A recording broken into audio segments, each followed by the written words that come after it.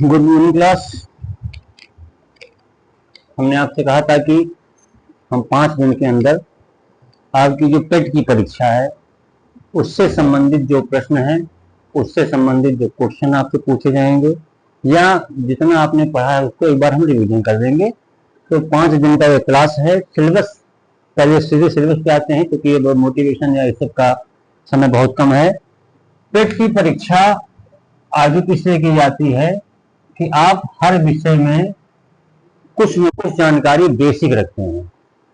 यहाँ का जो जीके और जीएस का यहाँ पे आपका रखा गया है पाठ्यक्रम, वो इसी उद्देश्य से रखा गया है कि आप उस विषय के बारे में कितना थोड़ा बहुत जानते हैं। कितना वाला जब देखेंगे तो उसके लिए बड़ी परीक्षाएं यूपीसीएस है, यूपीएससी है, एसएससी है, इन सब की जब देखेंगे टेट है, सुपर टेट है, लेकिन अभी आपको केवल टेट निकालना है। टेट में बेसिक क्वेश्चन पूछता है। ऐसे पहला टॉपिक दिया गया सिंधु घाटी सभ्यता। अभी आपको हम सिलेबस में चर्चा कर लेते हैं, क्लास आपका इसके बाद हम तत्काल चालू कर लेते हैं। सिंधु घाटी सभ्यता भारत की सबसे प्राचीन सभ्यता है, चाहे मेसोपोटामिया की हो, जबल फरात की हो, चीन की हो।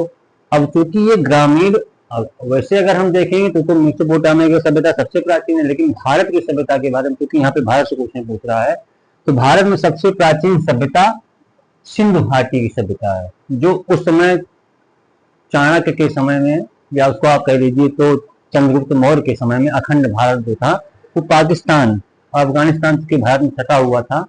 एक टॉपिक आपका दिया गया है यहाँ पर मौर्य वंश। तो जब मौर्य साम्राज्य आपका पढ़ाएंगे उसमें आपको इस टॉपिक को भी हम कवर कर लेंगे। लेकिन यहाँ पे भी आपका सिंधु घाटी सभ्यता, सिंधु घाटी से कितना क्वेश्चन पूछता है कि सिंधु घाटी की सभ्यता कैसी है, नगरीय है कि ग्रामीण है। तो सिंधु घाटी की सभ्यता में मुख्य स्थान कहाँ मिले हैं, तो आपको मालूम है लगभग 350 स्थान मिले हैं। उसमें से अकेले खाली 200 स्थान आपके गुजरात में मिले हुए हैं, क्योंकि सटा हुआ था पाकिस्तान से। और हड़प्पा और मोहनजोदड़ो आज भी दोनों पाकिस्तान में है। तो जो पहला सिंधु घाटी सभ्यता का जो पहला स्थल मिला है वो था हड़प्पा, और उसी की खुदाई के बारे में बार बार चर्चा होती है। जॉन मार्शन, कलिंघम, दयाराम साहनी, इन सबको आपको हम क्रम से लिखाएंगे, पढ़ाएंगे, क्योंकि अभी आज के टॉपिक विशेष आपका जोर दे रहे हैं।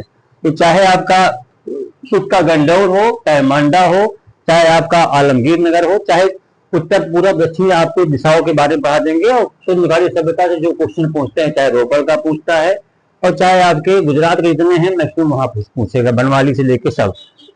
वैदिक सभ्यता ये बहुत इंपॉर्टेंट है, तैयारी इस दृष्टिकोण से कीजिएगा कि आने वाले समय में दोबारा इस टॉपिक को न पढ़ना पड़े। मेरी तो जिम्मेदारी है ही है, और आपकी भी जिम्मेदारी है कि किसी परीक्षा में बैठने से पहले आप इसको इतना बार दिमाग में बैठा लीजिए कि दोबारा इसको कॉपी किताब में नोट की आवश्यकता न पड़े। तो वैदिक सभ्यता में क्या आता है? वैदिक सभ्यता में हमारा इतिहास 2 भागों में बताया था, उत्तर वैदिक और वैदिक काल। तो उसमें हमारा रामायण, महाभारत, महाकाव्यकालीन हो गया। फिर आपके जितने वेद हैं, उपवेद हैं, उपनिषद हैं, अरण्य हैं, जितने आपके हैं वो सब आपकी वैदिक सभ्यता में आ जाएगा। तो एक तरीके से हम इसको लगभग 7000 ईसा पूर्व की शुरुआत करेंगे और आपका ये सिंधु सभ्यता का, उसके बाद हम इसको लेके चलेंगे। उसी में आता है बुद्ध धर्म 6वीं शताब्दी और 5वीं शताब्दी के मध्य जो इतिहासकार ने बताया है वो बौद्ध धर्म और जैन धर्म।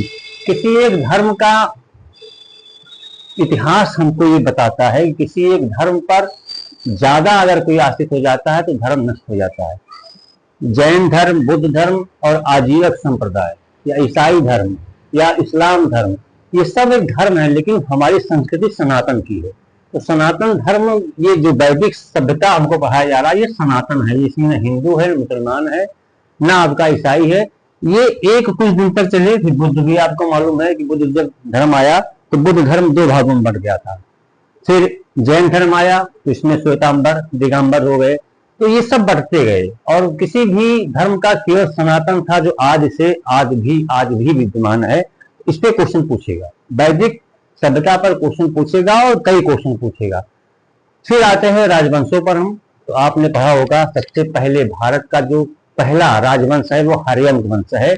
इसमें आपने बिंबिसार के बारे में सुना होगा। फिर अजातशत्रु आते हैं, उन सबका यहाँ तो कहीं चर्चा नहीं की गई है, इसलिए उस पर हम ज्यादा, सीधे आपका आते हैं शिशुनाग वंश का अंतिम शासक जो था उसको मार के मौर्य वंश, या उसको कह लीजिए शिशुनाग क्या, नंद वंश। तो नंद वंश थोड़ा सा देख लीजिएगा, क्योंकि नंद वंश के अंत से ही मौर्य साम्राज्य की शुरुआत होती है।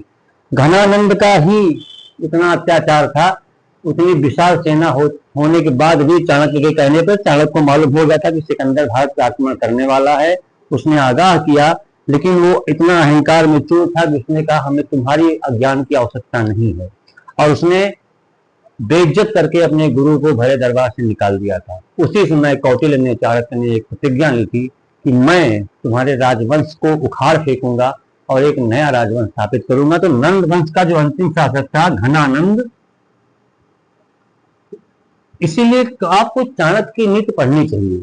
चाणक्य ने दो तरह से वार किया, एक तो इसकी पुत्री को मोहजाल में फंसाया चंद्रगुप्त ने, उससे गुप्त सूचनाएं निकाली, और दूसरा चंद्रगुप्त मौर्य को इतना शक्तिशाली बना दिया कि उसने घनानंद को उसी के दरबार में रहते हुए वो नहीं जान पाया, और अंत में उसी का वध करके उसने मौर्य साम्राज्य की स्थापना की। तो चंद्रगुप्त मौर्य, इसमें दो तीन आपका, चूंकि साम्राज्य वंश नहीं है, यहाँ वंश गलत लिखा हुआ है। अगर आप देखेंगे पाठ्यक्रम में तो मौर्य साम्राज्य दिया होगा, तो साम्राज्य में हम नीतियों के बारे में पढ़ते हैं। वंश तो वंशावली हो गया कि चंद्रगुप्त मौर्य आए, उनके बाद से बिंदुसार आए, बिंदुसार के 3 पुत्र अशोक, सुशील, वो तो हम एक कालक्रम में चलेंगे। वंश, यहाँ हमको वंश से मतलब नहीं, हमको मौर्य साम्राज्य में किसने क्या काम किया।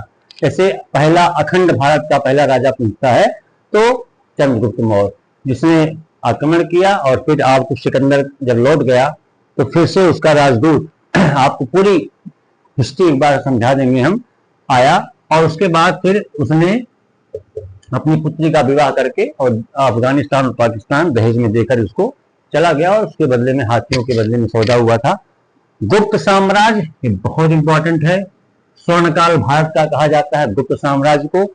इसमें चंद्रगुप्त फर्स्ट सेकंड जो भी आएंगे आपका, हर्षवर्धन भारत का अंतिम हिंदू राजा हर्षवर्धन, इसी के दरबार में कनिष्क थे, और कनिष्क हर्षवर्धन के आसपास ही हमारा जो ईस्वी वाला सन होता है, ये आपका ईसा पूर्व ईस्वी खत्म होता है, 78 ईस्वी से ईसा पूर्व से हम चालू करते हैं। इसमें भी आपको पूरा इतिहास पढ़ाएंगे।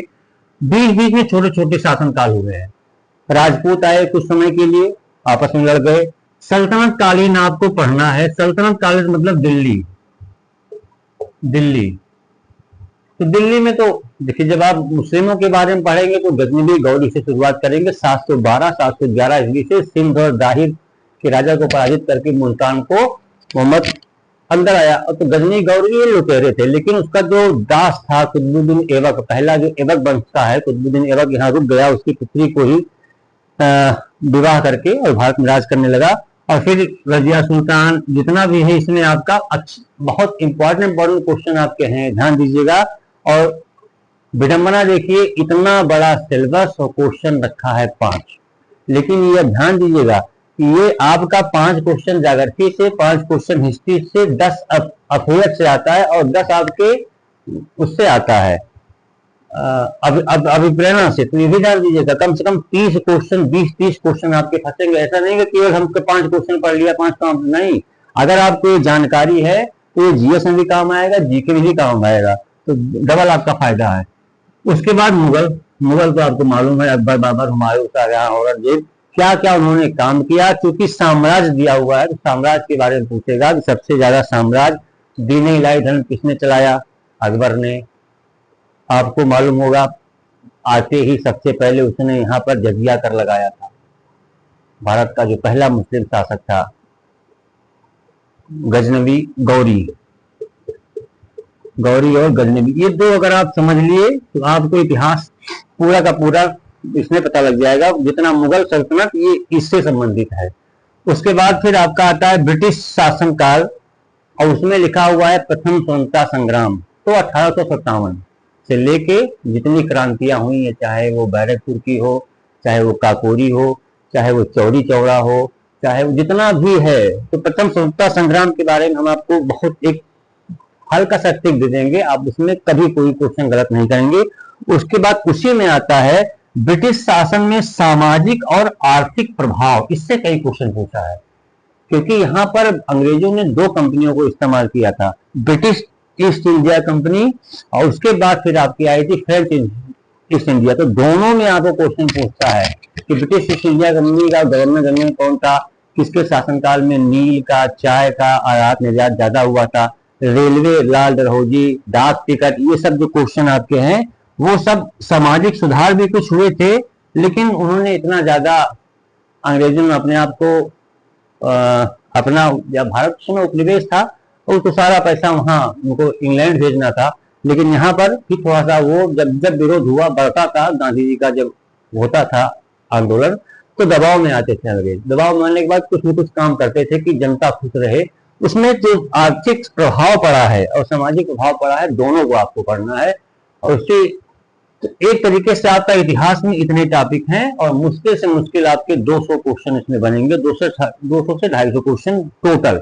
लेकिन वो क्वेश्चन कैसे बनेगा, अगर आप पेट के साथ टीजीटी की तैयारी कर रहे हैं तो एक चीज याद रखिएगा, अब आपका मेंस भी है और मेंस में टिक नहीं मारना, उसमें देखिए 2-2 लाइन लिखना है। तो ये ध्यान दीजिएगा कि अब आपको थोड़ा सा, अगर मेरा क्लास ले रहे हैं तो मेरा क्लास इस उद्देश्य से लीजिए कि पेट, टीजीटी, पीजीटी या छोटी मोटी परीक्षाएं में परीक्षाओं में आपको सोचना न पड़े कि इसका उत्तर ये हो सकता है, इसका उत्तर नहीं, इसका उत्तर यही है। सिक्का सबसे ज्यादा सर्वाधिक सिक्का किसका, शुद्ध सोने का सिक्का चलवाया गया गुप्त काल में। अब सिक्कों के बारे में कहीं से क्वेश्चन पूछ सकता है, मयूर शैली का सिक्का किसने चलवाया, ठीक है। ये सारे क्वेश्चन आपको, ऐसे ऐसे क्वेश्चन जो, जहां तक मुझे लगता है कि मैं आपको 100-200 क्वेश्चन में पूरा इतिहास भूगोल खत्म कर दूंगा। तो इतना तो भी आपका ये टॉपिक है इतिहास का, एक बार मैंने सरसी निगाह समझा दिया है। एक बार भूगोल के टॉपिक पे चलते हैं कि भूगोल में क्या है, इतिहास भूगोल दोनों जो हम आपको साथ समझा लेंगे टॉपिक के बाद, इकट्ठा आपको जोड़ देंगे और आपके दिमाग में वो चीजें हमेशा के लिए बैठ भी जाएंगी और थोड़ा सा आपको सरलता भी होगी, कभी आप उसमें किसी से सहायता लेने की कोशिश नहीं करेंगे। तो चूंकि इसका जो पूरा कार्यक्रम है, इसका विकास सभ्यता का, वो 2500 ईसा पूर्व से 1700 ईसा पूर्व तक माना जाता है। उसके बाद उसमें मोहनजोदड़ो, सुत्तालैंडो, चंद्रभूडरो, रोपड़, बनवाली, कोलार, जितने भी इसके स्थल हैं यही शुरू करेंगे। लेकिन पहले भूगोल थोड़ा सा आपको समझा देते हैं कि भूगोल में आपको क्या पढ़ना, नदी, पर्वत, पठार, झील, तालाब, ये कैसे आपको याद करना है। ये पहले सिलेबस देख लीजिए, आपके पाठ्यक्रम में हमारे दिया क्या है, फिर आगे बढ़ते हैं।